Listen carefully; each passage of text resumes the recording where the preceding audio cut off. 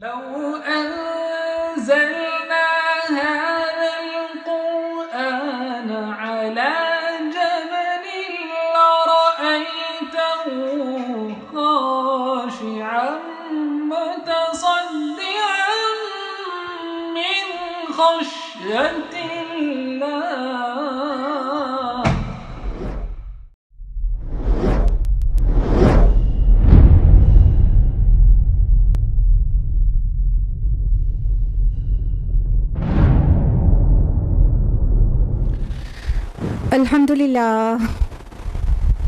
अल्हम्दुलिल्लाह रब्बिल आलमीन वस्सलातु वस्सलामु अला रसूलिहिल करीम व अला आलिहि व अस्हाबिहि अजमईन।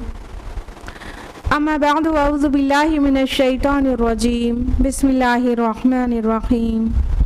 व लक़द यस्सरनल क़ुरआन लिज़्ज़िक्रि फ़हल मिन मुद्दकिर। बिस्मिल्लाहिर रहमानिर रहीम। रब्बिश्रह ली सदरी व यस्सिर ली अमरी वहलुल उक़दतम मिन लिसानी यफ़क़हू क़ौली। मेरी अज़ीज़ सामियात, दर्स कुरान मजीद में आप सभी का तहे दिल से खैर मक़दम है। अस्सलामु अलैकुम व रहमतुल्लाहि व बरकातुहू।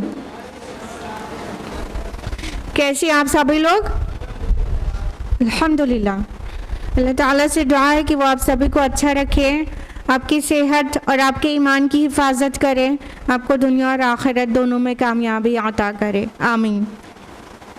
कौन सी सूरह चल रही है दर्स कुरान मजीद में? सूरतुल फुरकान। So last week we have started surah Furqan, right? तो स्टार्टिंग की आयत में हम लोगों ने जाना था, सबसे पहली आयत में जाना था कि अल्लाह ताला ने अपने बंदे के ऊपर यानी मोहम्मद रसूलुल्लाह सल्लल्लाहु अलैहि वसल्लम पर कुरान फुरकान बनाकर नाजिल किया और मकसद ये है कि तमाम जहां वालों को ख़बरदार कर दिया जाए। और फिर अल्लाह सुब्हान तआला ने अपनी हस्ती और अपनी कुदरत का ज़िक्र किया और फिर शिर्क का ज़िक्र आया कि कुछ लोग हैं जिन्होंने अल्लाह को छोड़कर और इलाह बना लिए हैं जबकि वो खालिक नहीं मखलूक हैं। और कुरान मजीद के मुतालिक मुशरिकीन के बहुत सारे एतराज़ात दर्ज किए गए, जैसे कि नबी सल्लल्लाहु अलैहि वसल्लम के मुतालिक कहते थे कुरान आपने ख़ुद गढ़ लिया है, अपने से लिख लिया है, या तो आपको कोई हेल्प करता है आपके पीछे से और उससे वो आपको नकल करवाता है, इमला कराता है और इस तरह से आप या इसको अल्लाह का कलाम कह के पेश कर देते हैं। और कभी कहते थे कि ये तो पिछलों के अफसाने हैं, जैसे पहले लोग की कहानियाँ हैं उसी को दर्ज कर दिया गया। तो अल्लाह सुब्हान तआला ने फरमाया कि नहीं, इसको उसने नाजिल किया है जो ज़मीन और आसमान के छुपे खुले सारी चीज़ को जानता है। और अजीब सिली इनके आर्ग्यूमेंट्स होते थे नबी सल्लल्लाहु अलैहि वसल्लम की सिंसियर दावत के जवाब में। कहते थे कैसा नबी है कि ये खाना भी खाता है, बाज़ारों में घूमता है, और क्यों नहीं इसके साथ कोई फ़रिश्ता उतार दिया गया, वो उसकी अर्दली में होता और जैसे कोड़ा लिए हुए होता और कुछ भी कोई गलत करता तो वो कोड़ा ही लगा देता, मतलब कोई तो होता इसके साथ, क्यों खजाना नहीं इसके साथ उतार दिया गया, और या तो कोई इसका बाग होता जिसके फलों को ये खाता। मतलब कहने का इनका था कि कोई बड़ा आदमी होता और ये नॉर्मल सा इंसान जो रोज़ हमें मुलाकात हो जाती है वो नबी अल्लाह ने चुन लिया। तो अल्लाह ताला कहते हैं देखो कैसे बेसर पैर की मिसालें ये पेश कर रहे हैं और ये सीधे रास्ते पे नहीं आने वाले। यहाँ तक हुआ था लास्ट वीक। मूविंग टूवर्ड्स आय नंबर 10 ऑनवर्ड्स, तो आय नंबर 9 तक का शॉर्ट रिविज़न करा दिया हमने। आय नंबर 10 है सूरतुल फुरकान की। अऊज़ु बिल्लाहि मिनश शैतानिर रजीम। बिस्मिल्लाहिर रहमानिर रहीम। तबारकल्लज़ी इन शाअ जअल लका खैरम मिन ज़ालिक। बड़ी ही बाबरकत है वो हस्ती जो अगर चाहे तो आपके लिए इससे कहीं बेहतर चीज़ बना दे। जन्नातिन तजरी मिन तहतिल अनहार व यजअल लका क़ुसूरा। ऐसे बागात जिनके नीचे नहरें बहती हों और आपके लिए महल्लात तामीर कर दें। अब अल्लाह सुब्हानहू व तआला ने इसका ये जवाब दिया, ये जो छोटी छोटी सी चीज़ कह रहे थे कि बाग होता, ख़जाने होते, क्यों महल नहीं हो गया इसका, तो अल्लाह ताला कह रहे हैं अल्लाह ताला की ज़ात बहुत बरकत वाली है। तबारक वर्ड फिर आया है जैसा कि आयत नंबर 1 में आया था, तबारकल्लज़ी नज़्ज़ल फ़ुरक़ान अला अब्दी। यहाँ पे फिर तबारक वर्ड आया है, लास्ट टाइम बहुत अच्छी तरह से एक्सप्लेन किया गया है। तो यहाँ पर जो तबारक वर्ड अपनी मीनिंग दे रहा है वो ये है कि अल्लाह सुब्हानहू व तआला की ज़ात हर तरह के खैर से पुर है, और ये उसके लिए मामूली बात है कि वो इससे बड़ी बड़ी चीज़ें जो ये कह रहे हैं वो अपने नबी को दे दें। कहने का मतलब अल्लाह सुब्हानहू व तआला की कुदरत में है ईच एंड एवरीथिंग कि अल्लाह ताला अपने नबी के ऊपर निछावर कर दे। और ये भी माना समेटे हुआ है तबारक वर्ड कि अल्लाह ताला की ज़ात इससे पाक है कि वो कुछ करना चाहे और ना कर पाए। तो अल्लाह ताला चाहे तो बिल्कुल ऐसा कर सकते हैं कि ये क्या छोटी चीज़ें कह रहे हैं। अल्लाह ताला चाहे तो बागात ऐसे हों जिनके नीचे नहरें बह रही हों, और बड़े बड़े महल, बड़े बड़े महलात अल्लाह ताला इनके लिए, अपने नबी के लिए दे दे। मगर ये जो मकसद दावत है वो फौत हो जाने वाला है। मतलब अगर नबी को अल्लाह ताला तमाम अंबिया को ऐसे दुनियावी चीज़ें इतनी सारी नवाज देता, तो कौन है जो बहुत बड़ा अमीर होता और बहुत बड़े माल और दौलत वाला होता वो भी साथ में ना हो लेता। यहाँ मकसद तो कुछ और है। तो अल्लाह ताला ने अपने नबियों को बहुत तरह की आजमाइशों में रखा है, और दुनियावी मालो असबाब के बजाय उनका किरदार, उनका अखलाक, उनकी सीरत, उन पर ईमान लाने वाले लोगों के अंदर की तब्दीलियाँ, ये सब चीज़ जो जिनके पास आंखें हैं तो वो ये चीज़ें देखें। तो ये तो मकसद ही नहीं है कि कोई बादशाह जैसे को नबी बनाया जाए और फिर वो उसी तरह से मतलब रोब में चले और फिर ही ये बात मानेंगे। यहाँ पर वयजल का कसूरा जो लफ्ज़ आया, कसूर कसर की जमा है। कसर माना महल होता है। एक्चुअली कसर पक्के घर को कहते हैं। तो जैसे बस्तियों में जो सब कच्चे घर होते हैं, लेकिन जो पक्का घर होता है उसको कसर कहते हैं। तो इसीलिए कसर का बेहतरीन तर्जुमा हवेली होगा। तो हवेली या महल को जो बहुत पुख्ता होते हैं उनको कसर कहते हैं। तो अल्लाह ताला कह रहे एक कसर नहीं, बहुत सारे कसूर अल्लाह ताला चाहें तो अपने नबी सल्लल्लाहु अलैहि वसल्लम के लिए दे दें। ये अल्लाह की कब्ज़े कुदरत में है ये चीज़ कि अल्लाह ताला अपने नबी को ये सब चीज़ें नवाज दें। लेकिन ये तुमने देखा तो क्या देखा? ज़ाहिरी चीज़ें देखा। तुम उसके सीरत और अखलाक को देखो, उसके हमदर्दी और उसके शान रहमत को देखो। आयत नंबर 11 है, बल कज़्ज़बू बिस्साअति व अतदना लिमन कज़्ज़ब बिस्साअति सईरा। असली बात यह है कि इन लोगों ने क़यामत को झुठला दिया है, और जो क़यामत को झुठलाता है उसके लिए हमने भड़कती हुई आग तैयार कर रखी है। ये है वो असल बात जिसकी वजह से बेमतलब के वो आर्ग्यूमेंट्स दे रहे थे। बात ये नहीं थी कि वो चाहते थे कि बस इनके महल हो और इनके पास ख़जाने हो और इनके पास बाग हो तो हम इनके ऊपर ईमान ले आएंगे। बात तो ये थी कि मानना नहीं चाहते थे। रीज़न यहाँ पे दिया गया, असल में ये क़यामत के इनकारी थे। बल कज़्ज़बू बिस्साअ, क़यामत को, साअ घड़ी को कहते हैं, घड़ी। तो साआ वो घड़ी मतलब अस्साअ जो आएगा तो वो घड़ी कहलाएगी जिस वक्त सब पेरिश हो जाएगा, पूरी ज़मीन भूचाल से हिला दी जाएगी और सब मर जाएंगे, और फिर सब का रिज़रेक्शन होगा और अल्लाह के हुज़ूर हिसाब किताब के लिए पेश किए जाएंगे। तो उस घड़ी को साआ कहते हैं, यानी वो specific hour, the specific hour that is the day of judgement. तो यहाँ पर साआ क़यामत ही मुराद है। साआ कुरान मजीद में कई जगहों पर आया है क़यामत के लिए। तो मेन मसला उनका ये था कि ये ज़िम्मेदार नहीं होना चाहते थे कि हमारे अमाल का जायज़ा लिया जाएगा और एक एक चीज़ का हिसाब होगा। अगर ये मान लेते हैं तो बहुत ज़िम्मेदार होकर उन्हें दुनिया में ज़िंदगी गुजारनी पड़ेगी और ख्वाहिश नफ्स की इताअत से बाज आना पड़ेगा। ख़ानदान और आबा व अजदाद के चलन की पैरवी से रुकना पड़ जाएगा। तो मसला ये था, मानना नहीं चाहते थे आखिरत को और इल्ज़ाम लगा रहे थे हमारे प्यारे मासूम नबी के ऊपर। और डिमांड्स कर रहे थे, इंतहाई घटिया किस्म की डिमांड्स जो बिल्कुल चाइल्डिश नेचर की थी। तो मसला इनका जो था वो यहाँ पर बयान कर दिया गया कि एक्चुअली इन्होंने क़ियामत को झुटला दिया था, और जो क़ियामत को झुटलाएगा ना तो अल्लाह ताला कह रहे हैं हमने उसके लिए सग़ीर मुहैया कर रखी है। सग़ीर वो जहन्नम के एक लेवल का नाम है। देयर आर 7 लेवल्स ऑफ जहन्नम, और सग़ीर माना होता है भड़कती हुई आग, ब्लेजिंग जो लाइट होती है, बल्कि फायर, ब्लेजिंग फायर। तो वो जो जलती सुलगती और भड़कती हुई आग है उसको सग़ीर कहते हैं। तो अल्लाह ताला फरमाते हैं कि जो भी क़ियामत को झुटलाएगा उसके लिए सग़ीर तैयार कर रखी है हमने।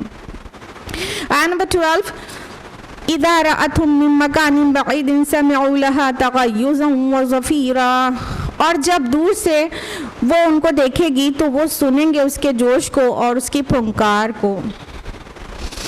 अब यहाँ पर जो आग है उसको जैसे ज़ी अक्ल मेंशन किया गया है, इसके ऊपर मुफस्सिरून 2 अलग अलग राय देते हैं। कुछ मुफस्सिरून के नज़दीक ये मजाजी अंदाज़ है, जैसे कभी कभी हम किसी चीज़ को भी ऐसे बोल देते हैं जैसे वो ज़ी अक्ल हो। और बहुत सारे स्कॉलर्स और बहुत सारे मुफस्सिरून ये कहते हैं कि नहीं, एक्चुअली जो जहन्नम की आग है ना वो ज़ी अक्ल है, उसे शऊर है, वो अल्लाह के दिए हुए शऊर से ऐसा करेगी कि जब दूर से देखेगी ना मुजरिमों को तो वो मुजरिम उसका दहाड़ना और उसकी फुंकार मारना अपने कानों से सुनेंगे। यानी कि वो इतनी अपने शिकार के लिए इतनी कॉन्शियस है और कि वो उन्हें तलाश रही है, गोया अभी उनका हिसाबो किताब कंप्लीट भी नहीं हुआ और इस आग के नोटिस में वो आ जाएंगे और उन्हें देखकर गैज़ो गज़ब से वो दहाड़ने लगेगी। यहाँ पे तग़य्युज़ा जो वर्ड आया है वो गैज़ से है। गैज़ माना सभी जानते हैं, गुस्सा होना, भड़कना, बिफरना।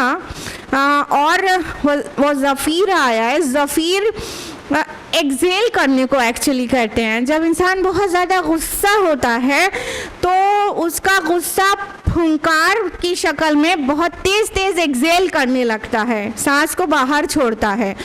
तो या तो इंसान के बजाय इसको एक शेर से इमेजिन करिए कि जब शेर बहुत भूखा हो और गोश्त के टुकड़े को दूर से आते हुए करीब अपने देखे कि उसका खाना आ रहा है और बहुत बेतहाशा भूखा है, तो वो दहाड़े मारेगा और ज़ोर ज़ोर से फूकेगा।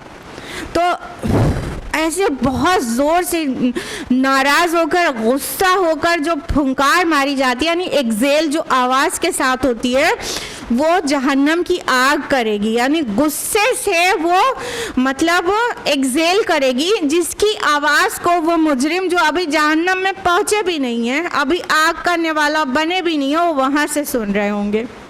तो इस कदर गज़बनाक होगी वो जहन्नम, वो आग उनके ऊपर। लहा से पता चल रहा है कि ये जो ज़मीर है वो फेमिनिन की है, तो मतलब आग के लिए बात हो रही है। आग, नार, ये अपने आप में फेमिनिन जेंडर है। आयत नंबर 13 में फरमाया वइज़ा उल्क़ू मिन्हा मकानन दय्यक़न मुक़र्रनीन दअू हुनालिका सुबूरा, और जब वो फेंक दिए जाएंगे उसकी एक तंग जगह में, जंजीरों में जकड़े हुए, तो उस वक्त वो मौत को पुकारेंगे। ये पूरे मंजर कशी की गई है, पूरी पिक्चराइज करके आपको सोचने की दावत दी जा रही है कि ज़रा सोचो कि अल्लाह और आखिरत का इनकार करने वाले का अंजाम क्या होगा, ज़रा सोचो। तो बताया गया कि वो जो जहन्नम होगी वो ऐसे कोई बड़ा सा हॉल नहीं होगी कि एक यहाँ पर है दूसरा वहाँ पर है, इतनी तंग जगह होगी और मुजरिम ऐसे नहीं उसमें डाले जाएंगे, जंजीरों में जकड़े हुए डाले जाएंगे। जंजीरों की पैमाइश के भी मुतालिक कई अहादीस हैं। तो जब जंजीरों में जकड़े हुए, मकानन दय्यक़ा आया है, दय्यक़ मीन्स होता है तंगी, टाइट जगह, बहुत स्पेस जहाँ कम हो, तो ऐसी तंग जगह में ठूस से जाएंगी जैसे बोतल के अंदर किसी को भर दिया जाए तो इंसान को मतलब कितनी टाइटनेस फील होगी, उतनी तंग जगह पर। और सूरह हुमज़ा सूरह नंबर 104 आयत नंबर 8 में भी हम पढ़ते ही हैं, इन्नहा अलैहिम मूसदा, वो उनके ऊपर से बंद की हुई होगी, यानी एकदम टाइटली सबको ठूस के रख के नहीं, डाल के नहीं, ठूस के, उर्दू में बेहतर लफ्ज़ आएगा, ठूस के बंद कर दिया जाएगा। तो इतने मतलब एक तो इस कदर गर्मी और शिद्दत होगी और ऊपर से एकदम एक दूसरे के करीब करीब होंगे, ठूसे हुए होंगे, बहुत तंग जगह में होंगे और और जंजीरों में भी जकड़े होंगे कि कुछ हरकत भी नहीं कर सकते हैं जो चाहते हैं। तो इस तरह से मुजरिमों का हाल होगा। तो फिर उन्हें क्या महसूस होगा कि कोई मौत आ जाए, बस किल me please, kill me out ना, ये फीलिंग आएगी। तो वो क्या करेंगे, मौत को पुकारेंगे कि बस अब मौत आ जाए। क्योंकि इंसान दुनिया में ये जानता है ना कि जब तकलीफ़ ज़्यादा बढ़ जाती है तो मौत जो है दर्द का हद से गुज़र जाना है, दवा हो जाना। तो जब बहुत ही ज़्यादा तकलीफ़ होती है तो लगता है कि चलो मौत ही आ जाएगी तो हमारा इलाज वही है कि इस तकलीफ़ से निजात मिल जाएगी। तो हाँ, इंसान इसीलिए ऐसे वक्त में मौत को याद करने लगता है, नहीं भी चाहते हुए मौत को याद करता है। तो इतनी तंगी और इतनी मुश्किल में, इतने बड़े अज़ाब में होंगे कि बस कहेंगे कि बस मारे डालो तो अच्छा है, और मैं मर गया होता तो अच्छा है, और मौत कब आएगी, मौत मौत मौत पुकारेंगे। देन क्या जवाब दिया गया, आयत नंबर 14, ला तदउल यौम सुबूरन वाहिदा वदउ सुबूरन कसीरा। तब उनसे क्या कहा जाएगा, आज एक ही मौत को ना पुकारो बल्कि बहुत सारी मौतों को पुकारो। यानी तुमको एक मौत की ज़रूरत नहीं है, तुमको पल पल मरना है, पल पल मरना है, मर के जीना है, जिसको सूरतुल आला सूरह नंबर 87 आयत नंबर 13 में कहा गया, सुम्मा ला यमूतु फीहा वला यहया, कि ना उसमें फिर जिएगा और ना मरेगा। तो कंडीशन ये रहेगी कि इंसान न जी पा रहा होगा और न ही उसको मौत आएगी, और इसी जीने मरने की तकलीफ में हमेशा रहेगा। तो कहा नहीं, तुम एक मौत को क्या पुकार रहे हो, तुम बहुत सारी अमवात को पुकारो, तुम्हें पल पल मर के जीना है। और आप सबको पता है मौत वहाँ आने की नहीं है, वहाँ की जो ज़िंदगी है वो दायमी है। फर्स्ट लाइफ ये है और सेकेंड लाइफ वो होगी, 2 ही लाइफ का कॉन्सेप्ट है, तो वो दायमी ज़िंदगी होगी। वो उसके बाद मौत से और तीसरी लाइफ में एंट्री नहीं मिल जाएगी। तो मौत नहीं आएगी और मौत से ज़्यादा तकलीफ जिंदा रहने में हो रही होगी, इसलिए मौत मौत पुकारेंगे कि काश मर जाएं, और कब मर जाएंगे।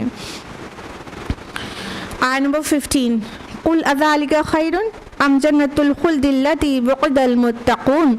आप कहिए कि क्या ये अंजाम बेहतर है या हमेशा रहने की वो जन्नत जिसका वादा किया गया है मुत्तक़ी बंदों से। कानत लहुम जज़ाअन व मसीरा, उनके लिए वो होगी बदला और उनके लौटने की जगह।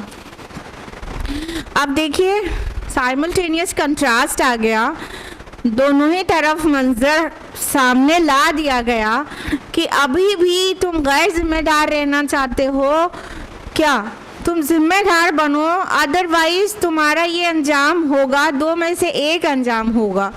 तुम जिनका मजाक उड़ा रहे हो, जिनको अपनी तमस्खुर का ज़रिया बना रहे हो, वो लोग कैसे होंगे कि ज़रा सोचो कि क्या वो अंजाम बेहतर है जो पहले सुनाया जा चुका, या फिर जन्नत का मंजर पेश किया गया कि वो जन्नत जिसका वादा मुत्तक़ियों से किया गया है, और वो उनके लिए उनकी जज़ा होगी, उनके अमल की जज़ा होगी, और क्या ही बेहतरीन लौटने की जगह होगी। अब जन्नतियों का, मुत्तक़ियों का जिक्र करके एक तरफ जो मुसलमान परसिक्यूटेड हैं उनके ज़ख्मों पर मरहम भी लग रहा है, और दूसरी तरफ जो नहीं मान रहे हैं उनको दावत फ़िक्र दी जा रही है। कुछ तो सोचो, ज़रा गौर करो, ज़रा होशमंदी से काम लो।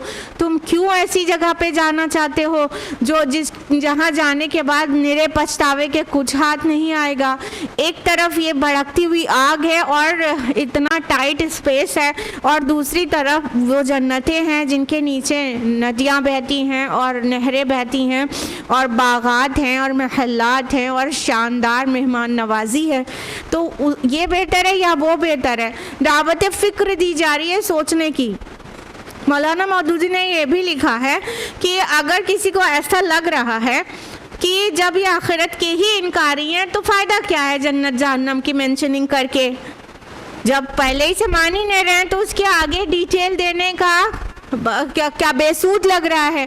लेकिन उन्होंने उसको लॉजिकल रिप्लाई दिया है कि मतलब इंसान सोचे कि या तो हम जैसा इनकार कर रहे हैं, जो कुफार सोचे कि हम अगर इनकारी हैं तो या तो हम सही हैं और जो मोहम्मद रसूलुल्लाह सल्लल्लाहु अलैहि वसल्लम दावत दे रहे हैं वो गलत हैं। तो अगर ऐसा हुआ तो क्या होगा? तो भी मर के सब मिट्टी हो जाएंगे और आगे कुछ नहीं होना है। चलो ठीक है, तो उनका भी बराबर वो जो कर रहे हैं, लेकिन उनको कोई नुकसान नहीं हो रहा है। वो भी मिट्टी, हम भी मिट्टी, बराबर हो गया, कोई उनको नुकसान नहीं, हमको नुकसान नहीं। दूसरा ऑप्शन क्या है? या तो वो सही है और हम गलत हैं, यानी मोहम्मद रसूलुल्लाह सल्लल्लाहु अलैहि वसल्लम की जो दावत है वो सच्ची है, वो चीज़ होने वाला है। तो फिर हम अगर गलत हैं, यानी क़यामत आएगी और उठाए जाएंगे और हिसाब किताब होगा। अगर ऐसा हो गया तो क्या होगा कि वो लोग तो सब जन्नत में होंगे जो मान गए, और जो नहीं माने उनको इतनी बड़ी सज़ा मिलेगी।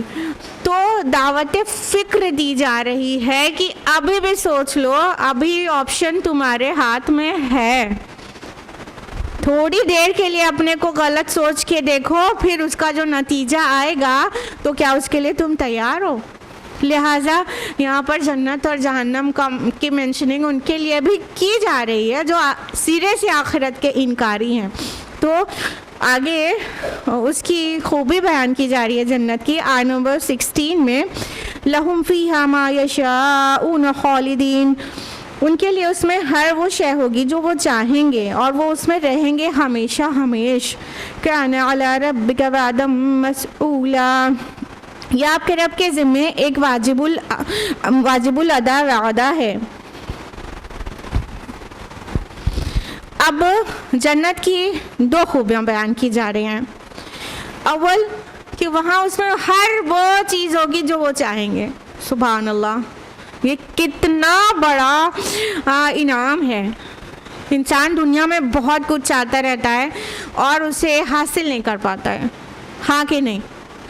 आप में से कोई भी ऐसा ना होगा जिसकी कुछ दबी ख्वाहिशात ना हो जो आज तक वो उससे नहीं पूरी हुई हैं। हाँ, किसी को ब्यूटीफुल होने का बहुत शौक़ है, खूब स्किन उसकी शानदार हो, और किसी को बहुत दौलतमंद होने का शौक़ है, किसी को बादशाह बनने का शौक़ है, इधर ग़ुलाम हो और इधर खुद्दाम हो और बस आप खोरे लेके घूमते रहें और बड़ी इज्जत हो। किसी को शोहरत का शौक़ है कि पूरा सब लोग मुझे जाने, मुझे मेरे नाम से पहचाने। पता नहीं और कितने शौक़ होते हैं, मोटे मोटे हमने बताया ना, आपके और छोटे छोटे भी हो सकते हैं जो आज तक पूरे नहीं हुए। जन्नत में क्या है सबसे अमेजिंग चीज़ कि जो भी चाहोगे वो मिलेगा, कोई ख्वाहिश अब दबी ना रह जाएगी। इंसान के अंदर कुछ ऐसी ख्वाहिशात होती हैं जो दुनिया में सिर्फ अल्लाह ताला के लिए हैं, के वो सिफ़ात सिर्फ अल्लाह ताला की और इंसानों के पास नहीं है। As for example then and there चीज़ों का होना, कुन फयकून। हम बस ऐसे चाहें और हो जाए ऐसा होता है? हम टाइम एंड स्पेस कॉम्प्लेक्स में रहते हैं। We are required to put constant efforts to achieve something, ना? लेकिन अल्लाह ताला कहते कौन, और वो हो जाता है। तो ये वाली सिफत भी बंदों को मिल जाएगी। अभी चाहा अभी हाजिर हो गया, कुछ भी एफर्ट के बगैर चाहा और हाजिर हो गया। इंसान मौत को नापसंद करता है, हमेशगी चाहता रहता है।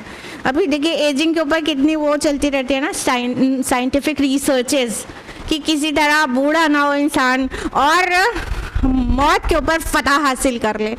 ये सब रिसर्चेस चल रहे हैं। मौत को नापसंद करता है, हमेशगी चाहता है।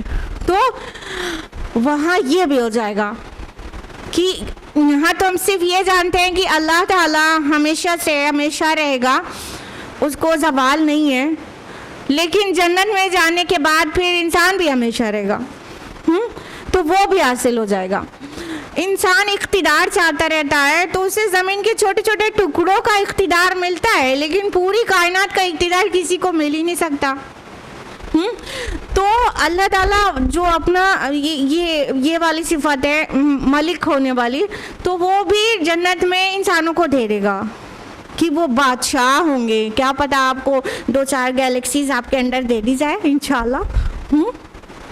मिल्की वे गैलेक्सी नहीं, उससे बहुत बड़ी बड़ी गैलेक्सीज के ऊपर आप राज करें। हाँ, तो ये बहुत सारी ऐसी चीज़ें हैं जो दुनिया में इंसान कोई बड़े से बड़ा बादशाह और बहुत बड़ा मिनिस्टर हो उसको भी हासिल नहीं हो सकती, कभी भी नहीं। ये कुछ हमने 3 ऐसी चीज़ें बताई जो सिर्फ अल्लाह ताला के पास हैं, लेकिन अल्लाह ताला अपनी इन सिफात को भी बंदों में शेयर करेगा। तो जन्नत में जो चाहेंगे मिलेगा। दूसरी जो सिफत बयान की गई जन्नत की, वो खालिदीन, कि वो उसमें हमेशा रहेंगे। दुनिया में चाहे जितनी भी बड़ी नेमत मिलती है तो उसके छिन जाने का ख़तरा बना रहता है, और अगर ज़िंदगी भर तक वो नहीं छिनी तो मौत तो है ही, इसलिए कि आप का जो एसोसिएशन था दुनियावी चीज़ों से वो पूरा ख़त्म हो जाने वाला है। तो जब मर जाने वाले हैं तब तो वो अलग हो ही गए, उस चीज़ से छिन गया। तो ये जन्नत की खूबी है कि वो क्या है कि वो हमेशगी वाली है और वहाँ से कभी नहीं निकाला जाएगा। वहाँ किराएदार नहीं है आपकी, मकान मालिक दरवाज़ा खटखटा के गएगा, बहुत इतने बड़े महल में आराम कर लिया, अब चलिए निकलिए जाइए जहन्नम में, ऐसा नहीं होगा। वो क्या होगा, वो हमेशगी वाली जगह होगी। तो एक तरफ जहन्नम की टाइटनेस और उसका जो अजाब है, उसका जो टॉर्मेंट है, उसको पूरा पिक्चराइज करके आपको दिखा दिया गया। दूसरी तरफ जन्नत के मज़े 2 अल्फाज में ही बता दिए गए, जो चाहोगे मिलेगा और हमेशा रहेगा। पूरा पिक्चराइज हो गया वो भी कि कितनी शानदार होगी जन्नत, और एक्चुअली हम यही चाहते हैं। तो दोनों का डिफरेंस समझ में आ गया। अब हाँ, मिलेगा कैसे, हमारी अपनी चॉइस है, ये हमारे आमाल के बदले में मिलेगी। चाहे तो रब और रसूल की माने और ये जन्नत में हमेशगी वाले ऐशो इशरत को अपने मुक़द्दर में लिखाएं, या तो फिर रब और रसूल की बातों को इनकार किए रहें, पसे पुष्ट डाले रहें, मनमानी वाली ज़िंदगी गुजारें और अल्लाह न करे ऐसे परसिक्यूशन में जाएं। Choice is yours. और क्या कहा गया, वादा मसूला, ये एक वाजिबुल अदा वादा है। देखिए वादा मसूला लफ्ज़ आया है, इसको जैसा बेस्ट ट्रांसलेट कर सकते हैं वो ये किया गया है कि वाजिबुल अदा वादा, लेकिन इसका जो लिटरल ट्रांसलेशन, लिटरल मीनिंग आ रहा है वो ये कि वो वादा जिसके बारे में पूछ सकते हैं आप। तो अल्लाह ताला ने मुत्तकियों से जन्नत का वादा किया है, बल्कि अल्लाह ने सौदा कर लिया है, और वादा किया है कि जो तक़वा वाले होंगे तो उनको अल्लाह ताला जन्नत ऐसी नसीब करेगा जिसके नीचे नहरें बह रही हैं। तो अल्लाह ताला का वादा कभी झूठा हो सकता है, कच्चा हो सकता है, भूलने वाला हो सकता है, पक्का पुख्ता सच्चा वादा है। तो वो ऐसा वादा है कि कोई वहाँ पे सवाल कर सकता है उसका कि मेरे अल्लाह आपने वादा किया था मुत्तकियों से, सो आई एम अमंग्स दोज, कह सकते हैं। जैसा कि दुआ सूरह आल इमरान की आयत नंबर 194 में दर्ज ही है कि क्या मांगते हैं लोग कि रब्बना आतिना मा वअदतना अला रसूलिका वला तुखज़िना यौमल क़ियामा इन्नका ला तुख़लिफ़ुल मिआद। है हमारे परवरदिगार, तूने अपने रसूलों के ज़रिए हमसे जो वादे किए वो पूरे फरमाइए और हमें क़यामत के दिन रुसवा न कीजिएगा। बेशक आप वादे के ख़िलाफ़ नहीं करते। तो करेंगे ना अपने वादे का सवाल नेक बंदे, तो ये सवाल करने लायक वादा है। सब अपने रब से क्लेम करो जाके, अल्लाह पाक आपने कहा था तक़वा इख्तियार करो, हमने तक़वा इख्तियार किया था और आपका वादा था इसका बदला जन्नत है। तो अल्लाह ताला भूलेंगे तो है नहीं, लेकिन ये ऐसा वादा है जो कोई भी मतलब सवाल करे तो कर सकता है। बस ये है शर्त की तक़वा वाकई तक़वा हो, ज़ाहिर को तक़वा ना समझ बैठे हों हम कि अपने ज़ाहिर को आरास्ता पैरास्ता कर लिया और हमने कह दिया हम बड़े मुत्तक़ी हैं। आयत नंबर 17, वयौम यहशुरुहुम वमा यअबुदून मिन दूनिल्लाह, और जिस दिन वो इनको और जिनके ये लोग अल्लाह के सिवा जिनको पूछते हैं उन सब को जमा करेगा।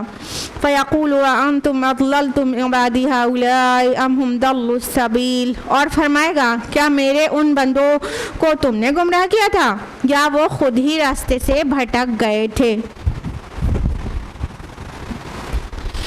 अब देखिए अल्लाह सुब्हानहू व तआला उन सारे लोगों को जिनको अल्लाह के अलावा पूजा जाता है जमा करेंगे, इकट्ठा करेंगे और उनसे एक मुकदमा सा लगा रहेगा ना, पूरी अदालत है वहाँ पर, तो ये सारी चीज़ें अदालत की तरह से प्रोसीड होंगी। लिहाजा उसमें ये मौका भी आएगा कि जितने औलिया अम्बिया फरिश्ते बुजुर्गान दीन जो भी लोग अल्लाह के अलावा इबादत किए गए हैं उन सब को अल्लाह ताला रोज़ आखिरत जमा करेंगे और उनसे भी पूछेंगे। मतलब उन्होंने तो कहा नहीं था कि हमारी इबादत करो, मगर वो एक अदालती कार्रवाई होती है ना, तो अदालती कार्रवाई की शक्ल में उनको जमा करके उनसे पूछा जाएगा कि क्या तुमने मेरे इन बंदों को गुमराह किया था और क्या दिया था मेरी इबादत करो। जिस तरह मसीह अलैहिस्सलाम से अल्लाह ताला उनकी कौम के सामने उनको एज अ प्रोसिक्यूशन विटनेस खड़ा करेगा और पूछेगा, जिसकी मंजर कशी की गई है सूरह माइदा सूरह नंबर 5 आयत नंबर 141 में 142 कि अल्लाह ताला कहेंगे कि ए मसीह इब्न मरियम अंत कुल्त लिन्नासि इत्तखिज़ूनी व उम्मी इलाहैन मिन दूनिल्लाह, ए मसीह इब्न मरियम क्या तुमने इन लोगों से ये कह दिया था कि मुझको और मेरी माँ को तुम माबूद बना लेना अल्लाह को छोड़कर।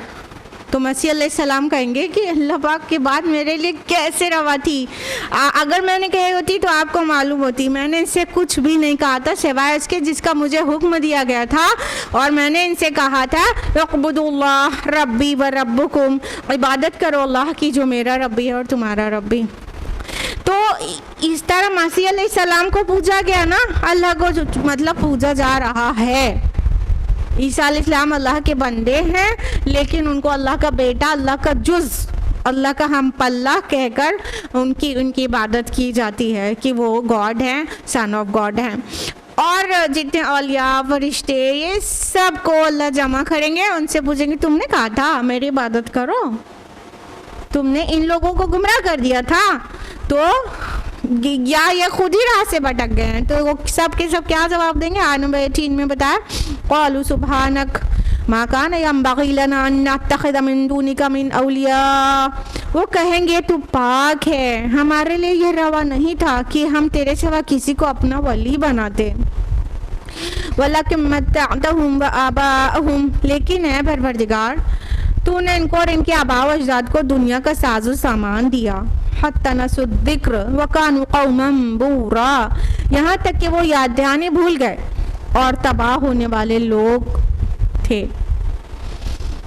तो जब वो तमाम नेक लोग से जो एक्चुअली खुद नेक हैं, अंबिया हैं, औलिया हैं, फरिश्ते हैं, वो लोग उनसे अल्लाह ताला सवाल करेंगे कैसे भटक गए, क्या आपने इनको भटका दिया, आपने कह दिया हमारी इबादत करो। तो वो कहेंगे अल्लाह पाक आप पाक हैं, हम आपकी पाकी बयान करते हैं। कि आपके अलावा किसी को भी आपके इबादत में शरीक बनाएं, अपने को बनवाएं। और हमने इनसे ऐसा कुछ भी नहीं कहा था, बल्कि हमारे लिए तो ये रवा ही नहीं था, ये ज़ेब ही नहीं देता हमको कि हम अपना वली, अपना मददगार, अपना पुष्टपना, अपना मौला किसी और को बनाए। तो क्या है अल्लाह वलीउल्लज़ीना आमनू ना, ईमान वालों का वली अल्लाह ताला है।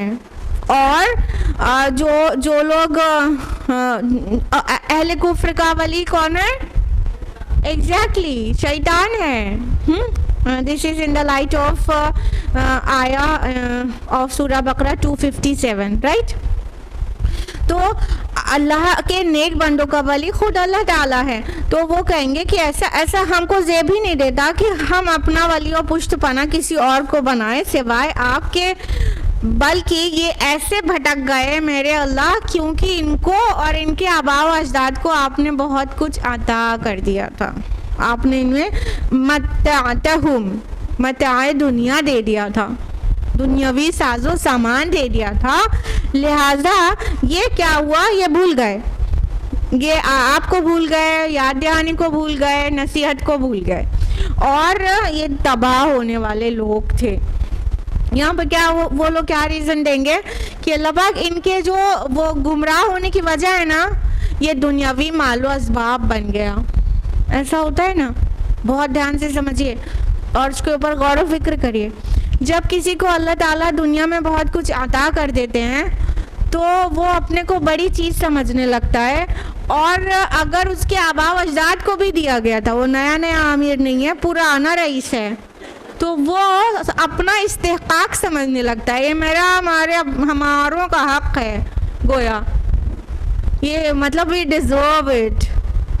ये जो ख़ानदानी अमीर होता है ना, और ज़्यादा अकड़ा हुआ होता है कि जैसे उसे किसी नसीहत की ज़रूरत नहीं है, क्योंकि अल्लाह उनसे राज़ी है, उनके पूरे ख़ानदान से राज़ी है, तभी तो सब के सब इतना दिए गए हैं प्लेंटीफुली, इतने अमीर हैं, इतने असबाब उनके पास हैं, जनरेशन से चल रहा है। तो जो जनरेशन से अमीर होता है, क्योंकि आबाहुम भी कहा गया ना, मत्ताअहुम व आबाहुम, इनको आपने बहुत सारा दुनिया का मैदा दे दिया था और इनके आबा को भी दे दिया था, इनके फोर फादर्स को भी दे दिया था।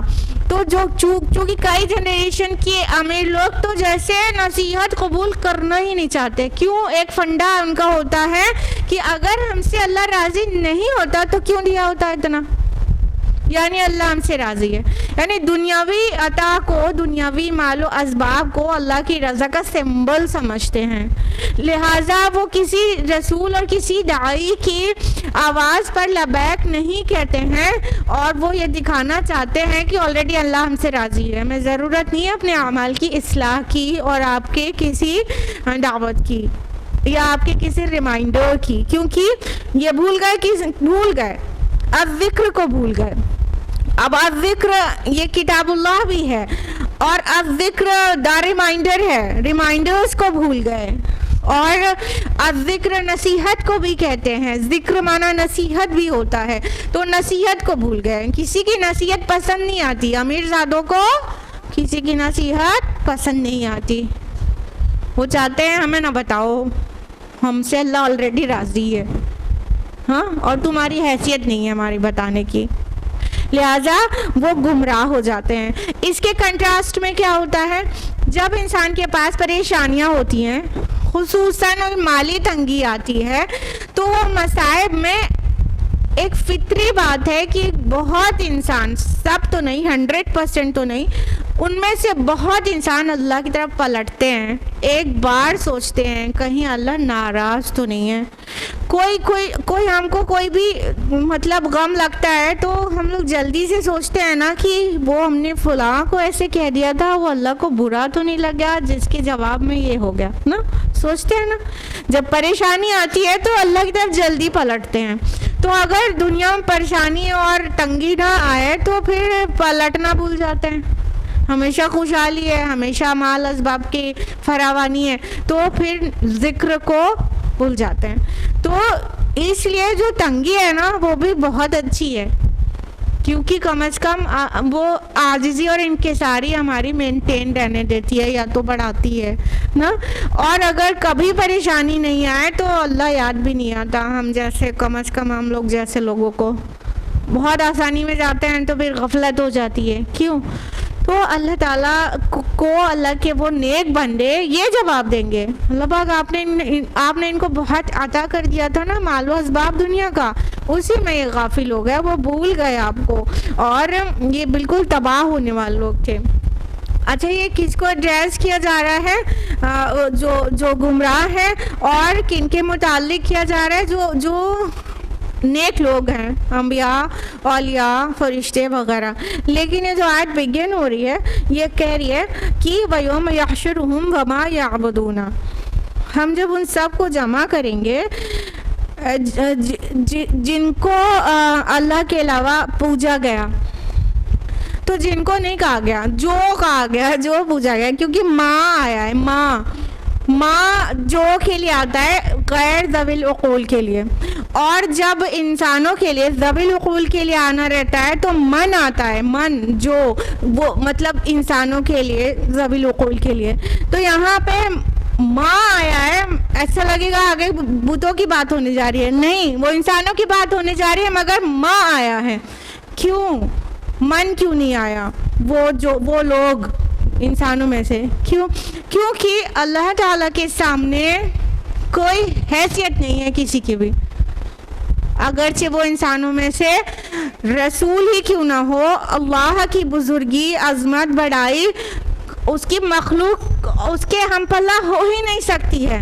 लिहाजा जब किसी ज़विल उक़ूल की भी हिकारत बयान करना हो तो उसे किसी चीज़ या किसी गैर ज़विल उक़ूल से मिसाल दी जाती है। जिस तरह इस लैंग्वेज जो हमारी मदर टंग है उर्दू, उसमें भी ऐसा हम करते हैं कि वो क्या चीज़ है ऐसे बोल देते हैं ना, वो कौन है नहीं बोलते। किसी की हिकारत बतानी होती है तो ये नहीं कहते वो कौन है, कहते थे वो क्या है, कहते हैं ना।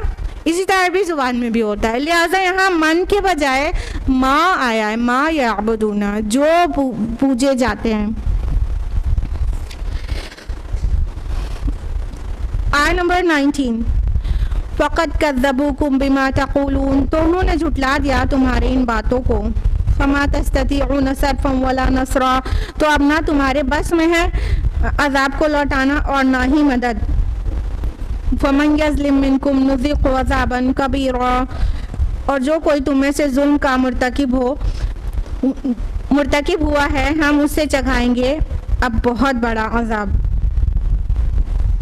तो इनको जिससे आसरा था कि ये मेरे सिफारिशी होंगे अल्लाह के यहाँ, या किसी ने माबूद ही मान लिया था, तो वो सामने है, उन्होंने तो इनकार कर दिया। हमने नहीं कहा इनको कभी हमारी इबादत करना हमारे पीछे, हमने नहीं कहा। सब कह देंगे, मसीह अलैहिस्सलाम भी कह देंगे अपनी पूरी कौम के सामने, और तमाम औलिया, अंबिया या जो भी लोग पूजे गए अल्लाह के अलावा, वो सब कह देंगे हम पहचानते नहीं इनको हटाइए हमारी नज़र के सामने से। इन्होंने हमारे पीछे आपके बजाय हमारी इबादत की, तो शामत भुला देंगे उन सब की, वो एकदम इनकार कर देंगे। तो अब तो हेल्पलेस हो गए ना सब, उन्होंने तो इनकार कर दिया इनका। तो अब मुजरिमों से कहा जा रहा है अब तुम्हारे पास कोई मदद के लिए नहीं है।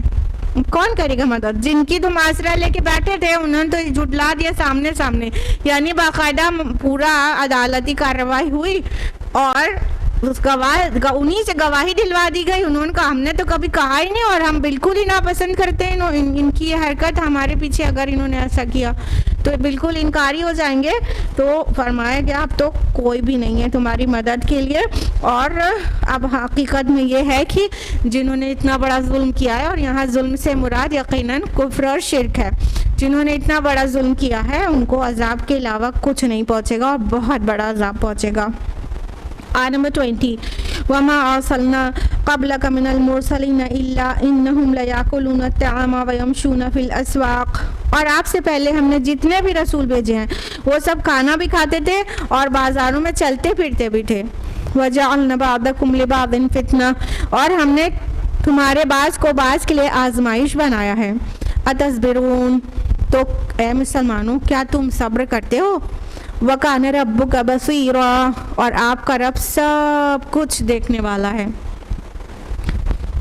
अब अल्लाह सुब्हान ताला उस बात का जवाब दे रहे हैं जो हमारे नबी के मुतालिक उनका सिली आर्ग्यूमेंट था कि ये तो बाज़ारों में चलता है, कैसे रसूल है, खाना भी खाता है, बाज़ारों में भी चलता है। तो अल्लाह सुब्हान ताला ने अब उसका जवाब दिया है कि ऐसा कोई रसूल भी नहीं हुआ जो खाना नहीं खाता या बाज़ारों में घूमता, ज़रूरत पड़ने पर बाज़ार में उसने शॉपिंग नहीं की हो। नहीं, हमारे सारे रसूल ऐसे थे। और ये तुम अपने को दीन इब्राहिमी पर कहते हो, आए मुखातब अव्वल कुरान मजीद के अहले मक्का, तुम अपने को दीन इब्राहिमी पर कहते हो, तो इब्राहिम भी ऐसे थे, इस्माइल भी ऐसे थे, और उसके अलावा वो जो तुम जानते हो मूसा के बारे में, ईसा के बारे में, ये तमाम अंबिया अलैहिमुस्सलाम के बारे में तुमने सुना है, जानते हो, ये सब भी चलते थे। कैसा सवाल है? सभी ऐसे थे जो खाना भी खाते थे, सभी ऐसे थे जो ज़रूरत पड़ने पे बाज़ार भी जाते थे। लेकिन क्या है कि हमने तुमको बाज़ को बाज़ के लिए आजमाइश बना दिया, तुम दोनों को एक दूसरे के लिए आजमाइश बना दिया। अब दोनों आजमाइश कैसे हैं? देखिए, कुफार के लिए नबी आजमाइश ऐसे हैं कि कुफार को जो हिडन चीज़ें हैं वो उनको देखना मांगते हैं कि हमने कभी फरिश्ते को नहीं देखा तुम्हारे साथ, हमने जो तुम वादा करे हो हमको लगता नहीं है वो होने वाले क़यामत, और आसमान के हक़ाइक़ उनके सामने पोशीदा हैं, कुछ खुला नहीं है। तो नबी की दावत उनके लिए एक बहुत बड़ी आजमाइश है। और देखा जाए तो है भी, क्योंकि ईमान लाना है गैब पर ना, गैब पर ईमान लाना है। तो गैब की तरफ बुला रहे हैं, तो वो नबी और उसकी दावत कुफ़ार के लिए या उनके एड्रेसीज के लिए बहुत बड़ी आजमाइश है।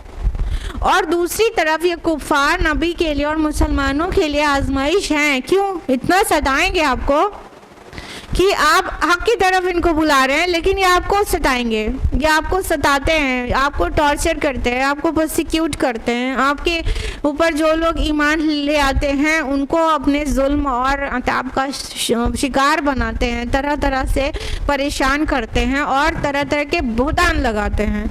इन सब को बर्दाश्त करना मुसलमानों और नबी के लिए आजमाइश है ना। लिहाजा दोनों ही तरह के लोग एक दूसरे के लिए आजमाइश हैं। अल्लाह ताला ने कहा हमने बाज़ को बाज़ के लिए आजमाइश बना दिया। अतस्बिरून, अब मुसलमानों को एड्रेस करके कहा जा रहा है कि क्या तुम सब्र करोगे?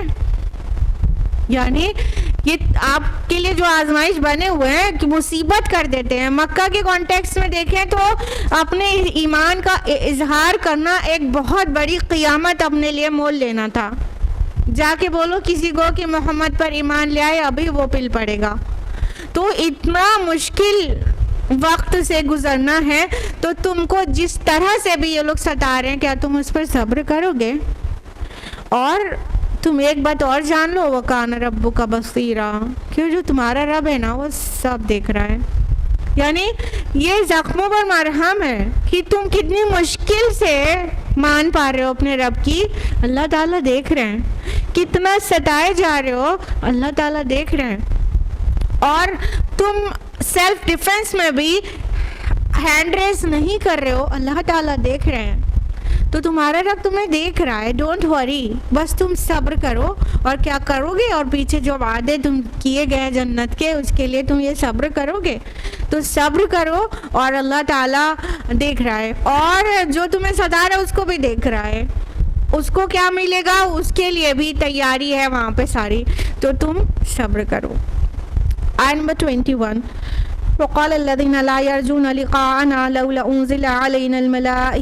और कहते हैं वो लोग जो हमारी मुलाकात के उम्मीदवार नहीं कि क्यों नहीं उतारे जाते हम पर फरिश्ते, औ नरा रब्बना, या हम खुद अपने रब को देखें।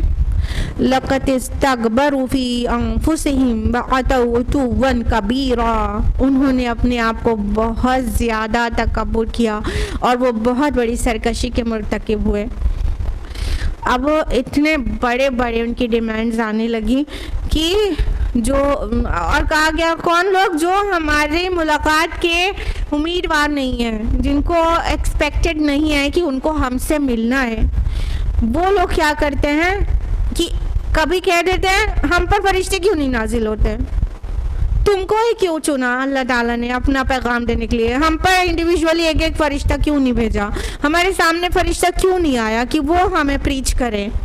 और अल्लाह माफ़ करे कि इतनी बड़ी डिमांड कि औ नरा रब्बना, हमने अपनी आंखों से देख क्यों नहीं लिया अल्लाह ताला को। झुरझुरी आनी चाहिए बदन में इतनी बड़ी डिमांड करने के लिए कि हम अपने रब को ही सामने से देख लें। अल्लाह मियाँ आ जाए और कहें देखो ये जो हमारा नबी कह रहा है ना वो सही कह रहा है, ये डिमांड कर रहे थे। अल्लाह ताला ने कहा कि इन्होंने अपने आप को बहुत बड़ा आका है, ये अपने को बहुत बड़ा समझने लगे हैं और बहुत तकब्बुर किया और बहुत सरकशी के मुर्तकिब हो गए हैं। बहुत बड़ी बात है जो इन्होंने कह डाली है, बहुत बड़ी डिमांड है जो उन्होंने रखी है कि अपनी आंखों से अल्लाह को देखना चाहते हैं। हमारी आंखों में वो ताकत नहीं है कि हम अल्लाह को देख पाएंगे। जब अल्लाह ताला हमको बतौर जज़ा अपना जलवा दिखाएगा तो वो आंखें दूसरी होंगी जो उसे देख पाने का ताब ला सकेंगी। अभी हमें जिस टेस्ट के लिए यहाँ दुनिया में रखा गया है उसमें ये जो हमारे चेहरे पे धसी दो आंखें हैं वो इस लायक नहीं है कि हम अल्लाह ताला को देख सकें। लेकिन तकब्बुर में इंसान कहाँ से कहाँ पहुँच जाता है और क्या क्या कहने लगता है। तो ऐसा जवाब दिया गया कि तबीयत सही हो जाए। आयत नंबर 22 में फरमाया यौम यरौनल मलाइकत ला बुश्रा यौमइज़िन लिल मुजरिमीन, जिस दिन वो फरिश्तों को देखेंगे उस दिन मुजरिमों के लिए कोई अच्छी खबर नहीं होगी। व यक़ूलूना हिज्रम महजूरा, और वो कहेंगे कि कोई रोक हायल हो जाए, ना ना ना ना। अल्लाह ताला कहेंगे अच्छा फरिश्तों को देखना चाहते हैं, देखेंगे, लेकिन जिस दिन ये फरिश्तों को देखेंगे वो उनकी कोई गुड न्यूज़ नहीं होगी। कब फरिश्तों को देखने लगेंगे सभी लोग? बिल्कुल हालत निज़ाम में जाने के बाद जब फरिश्ते इनकी रूह को कब्ज़ करने के लिए आएंगे तो जो इनकारी है, जो कुफ़ार में से हैं, उनको कौन से फरिश्ते लेने आएंगे? रहमत के कि अजाब के? अजाब के फरिश्ते हैं। बस उनको देखा और छक्के छूटेंगे। मतलब फरिश्तों को देखना चाहते हैं, ठीक है, ये अनकरीब फरिश्तों को भी देख लेंगे, लेकिन जिस वक्त देखेंगे अपनी उनकी शामत हुई होगी उस वक्त कि वो देखेंगे तो उनके लिए कोई गुड न्यूज़ लेके नहीं आएंगे फरिश्ते। तो ये फरिश्तों को चैलेंज मत करें कि फरिश्तों को देख लें। फरिश्तों को देखने वाला दिन इनके लिए बहुत बुरी खबर का दिन होगा, अच्छी खबर नहीं होगी, इनके लिए कोई गुड न्यूज़ नहीं होगी फरिश्तों को देखना। तो फरिश्तों के देखने का इंतज़ार ना करें, उनसे डिमांड ना करें कि हम फरिश्तों को देखें। जिस दिन देखेंगे तो क्या हालत होगी? वयक़ूलूना हिज्रम महजूरा, ये एक फ्रेज़ है हिज्रम महजूरा। हजर माना पत्थर होता है, पता है ना, हजर माना पत्थर होता है। तो इमेजिन कीजिए ये फ्रेज़ इस तरह से बना है, ये कहावत है इस तरह से बना है जैसे कोई आर्मी हो, कोई अटैक कर रहे है सामने से, तो क्या करेगा इंसान? पत्थर के पीछे छुप जाएगा और कहेगा no no no no no please stop stop ना, अपने को बचाने के लिए नो नो नो नो करने लगेगा ना। वो उस वक्त उस जगह पे ये बोला जाता है। तो कह रहे हैं और जब वो फरिश्तों को देखेंगे ना, नहीं नहीं हाय शामत मेरी, रुक जाओ, नहीं नहीं नहीं नहीं, बस बचा लो, कोई कहीं से बच जाए, किसी आड़ के पीछे चला जाए। ये कंडीशन होगी उसकी उस दिन जिस दिन फरिश्तों को देखेगा। तो उनका दिमाग सही हो जाएगा उस दिन, जो फरिश्तों को देखने की बात कर रहे हैं, देखेंगे फरिश्तों को, मगर हालत क्या होगी? छुपने के लिए भागेगा, नहीं नहीं नहीं नहीं प्लीज़ प्लीज़, नहीं नहीं स्टॉप स्टॉप स्टॉप, ऐसे एकदम गिड़गिड़ाने लगेगा। आयत नंबर 23 वक़दिमना इला मा अमिलू मिन अमलिन फजअलनाहु हबाअम मंसूरा, और हम आगे बढ़ेंगे उनके हर अमल की तरफ जो उन्होंने किया होगा और कर देंगे उसे उड़ता हुआ गुबार। अल्लाहु अकबर। ये बहुत ही डरने का मकाम है कि इंसान कोई अच्छे काम भी करे और उसका अज्र उसे रोज़ आखिरत ना मिले। उसी चीज़ की यहाँ पे पिक्चर दिखाई गई है कि जो लोग ईमान नहीं लाते वो कुछ तो कभी तो अच्छे काम करते हैं ना, बहुत बार करते हैं। तो जो उनके और अमाल हैं उसका भी उन्हें कोई अज्र नहीं मिलेगा, बल्कि अल्लाह ताला उनके अमाल की तरफ बढ़ेंगे और उसे गुबार की तरह उड़ा देंगे। कहने का मतलब उसका कोई उन्हें रिजल्ट पॉजिटिव नहीं मिलेगा, वो बिल्कुल इस तरह से हवा में उड़ जाएंगे जैसे हवा अम मंसूरा कहा गया। हवा डस्ट पार्टिकल्स को कहते हैं। जब धूप में आप देखते हैं, पतली सी धूप में कहीं से गुजर रही हो तो उसमें बहुत सारी डस्ट उड़ती हुई दिखती है ना, उसको कहते हैं हवा। तो और मंसूरा उड़ता हुआ, पूरा गंदा फैला हुआ, बिखरा हुआ।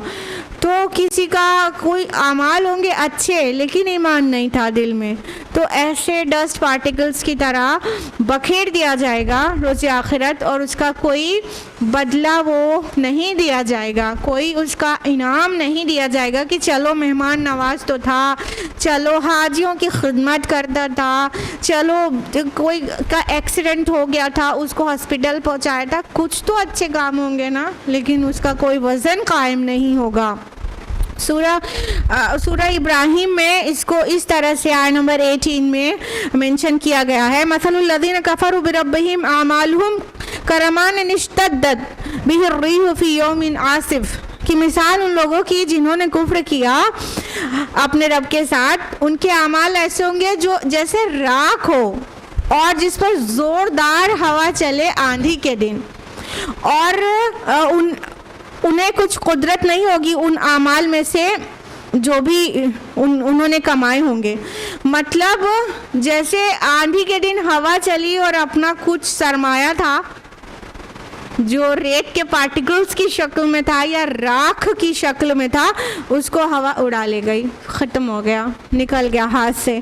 और आपको पता है कि सूरह नूर में उसको इस तरह से अमालुहुम का सराब कहा गया, उनके अमाल मिराज की तरह हैं, यानी जो रेत में डेजर्ट में इंसान को जो रेत चमकती हुई नज़र आती है और तो प्यासा उसे समझता है पानी है और उसका ही पीछा करने लगता है और वो पानी नहीं होता, यानी एक धोखा होता है मिराज की तरह। तो ये जो इंसान अल्लाह की नहीं मान रहा है, उसमें जो अच्छे काम भी किए हैं लेकिन दिल में ईमान नहीं है अल्लाह पर, रसूल पर और आखिरत पर, तो उसके अमाल सब रायगा हो जाएंगे, even they were good in this world. आयत नंबर 24, अस्हाबुल जन्नत यौमइज़िन खैरुम मुस्तक़र्रन व अहसनु मक़ीला, जन्नत वाले उस रोज़ बहुत अच्छे ठिकानों में होंगे और उनके क़ैलूला करने की जगह भी बहुत ही अच्छी होगी। अब आखिरत में क़यामत के दिन जो जन्नत वाले होंगे ना, वो लोग ऐसे परेशान नहीं होंगे, यानी जो पूरा क़यामत की मंजरकशी कुरान में की गई है, खौफ और घबराहट और धूप और गर्मी और डर और परेशानी, उन सब से अल्लाह ताला अपने मुत्तकी बंदों को महफूज रखेगा। एक हदीस में आता है कि अल्लाह के नबी सल्लल्लाहु अलैहि वसल्लम फरमाते हैं कि मतलब मोमिन को वो ऐसा महसूस होगा जैसे एक नमाज का वक्त होता है। तो इतना जो पहाड़ जैसा दिन होगा और इतनी गर्मी और इतनी परेशानी, वो जन्नती लोग जो होंगे जिनका डेस्टिनेशन जन्नत है, वो महशर में भी इतना परेशान नहीं होंगे, बल्कि उनकी वहाँ की जगह भी बड़ी अच्छी होगी। क्या पता टेंट लगा हुआ हो, क्या पता टेम्परेरी सा कुछ उनके लिए शेल्टर हो जहाँ पे वो आराम से रहें। हाँ, तो बहरहाल कहा उनके लिए टेम्परेरी तो है, अभी तो हिसाब हो रहा है, अभी तो डेस्टिनेशन जन्नत या जहन्नम है, अभी तो हिसाब हो रहा है। तो जो टेम्परेरी ठिकाना है उसको मुस्तक़र कहा गया, मुस्तक़र। और अहसन मक़ीला, मक़ीला जो क़ैल से है, जिसे क़ैलूला बनाए, तो जो आफ्टरनून नैप होती है उसको क़ैलूला कहते हैं ना। तो वो आराम करेंगे, मतलब वो थोड़ी ही देर उन्हें महसूस होगा जैसे थोड़ी ही देर वो वहाँ पे रुके, वो आराम की हालत में होंगे। ये महशर क्या मंजर कशी है नेकों के लिए। तो सब कुछ अमाल पे डिपेंड करता है कि हम चाहे तो इतनी आसानियों और इतनी रहमतों में हो, और चाहे तो इतने अजाब और इतनी हिकारत में हो। अल्लाह ताला से दुआ है कि वो हम सभी को तौफीक दे कि हम कुरान मजीद पढ़े, समझे, गौर फिक्र करें, अमल करें और दूसरों तक पहुँचाएँ, और इसके हर तालीम को अपनी ज़िंदगियों का हिस्सा बना लें, ताकि हम नाकाम होने वालों में से ना हो और हम अहले जन्नत में से हो जाएं। आमीन या रब्बल आलमीन। व आखिर दावाना अनिल हम्दुलिल्लाहि रब्बिल आलमीन। वस्सलामु अलैकुम व रहमतुल्लाहि व बरकातुहू।